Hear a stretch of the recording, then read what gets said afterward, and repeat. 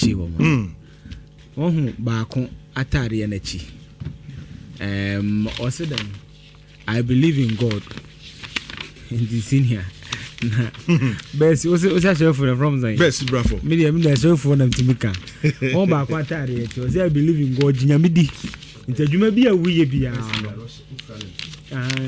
ntajuma ashawo ni mama sa enfra bibia ntuma ntajuma bi a wuye bia ajuma bi wuye bia fa nyamedi kan be ko ya he uni memete asem no ho ofuru asem yenye ni sei omu ye demolition no ana mayor see na physical plan papa na fa na jeni mboate okay say na kwa na komo yo aka chen so sere on ma na boys na down we die mbua asem tasa na ene say esuma duru no na to so no sa na o ka si suma duru no mbua ana mayor ka so on tentam ona o to moto every KMA office wo eba grounds wo ne benaje ni but pictures na me wo me office and minim no me hu the picture what I say picture no David phones is here on aje ni but so na be ka say omo ano na sese what I say you know on spare but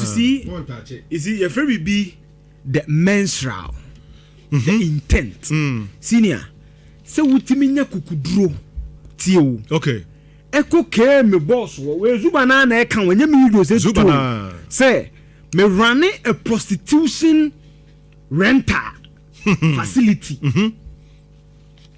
it takes some boldness. I tell you seriously tie o metimi ni ofori ya yiyi metimi ni ofori ya ye bibia metimi ko ofori office akodi di bansa me di ko jimi office de aya kukuduro bi But make answer. Oh yes. To get the boldness to go to the one tax force for no. Okay, KMA boss. The main man. The main man. Ofriwa. Na wasa konipa na wo lead the tax force na wasa me boba si bra renta wa ha. Emu medan. And he is a chief inspector. Next one for rank mu be 4 to 5. Yes. So you see, it tells you the characterization of our police service.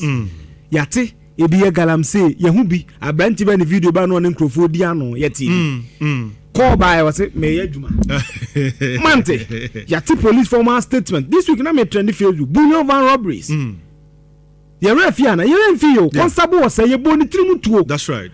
And it was then say DSP Kofi Fori na ka kire ye na me ni hobi ono any public statement say end off any nyame any echi wom somewhere somehow ye do mo ko bebe akwa ne fa no mko wi tu no nyina ko wi meboa yate military force say uniform 7 military officers engaging in criminalities as I was 7 is an example. Yes, e bi di tuobo pa amam fo kokro no bo. That's right.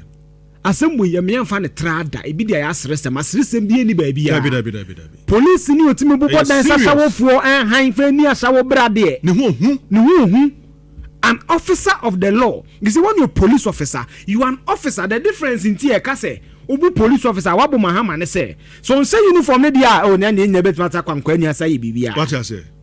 But o say uniform na he has the powers of state. Na go say uniform na jama medina. Police say uniform medina pa na twam. Bibia na but o say uniform ne dia over the powers of state. Yes. Your constitution and mram the enforcement no to me atare na ehya na kire se otimi enforce sa constitution no mum me anya mo akase police enye name and shaming because abia na why no are you serious? I have evidence. Why did you go to Zuber's office? Why did you confront James Ajenim Boating? Let me see James, your friend Ajenim Boating. Okay. Papa TJ, one head of fiscal planner. Okay. Why did you confront the man? If you have no interest, what is your interest? What is your interest? What interest is say? Eugene, my meaning komo yi. Rapport Boating a security aspect or so. Yeni encoding komo na fe metro so.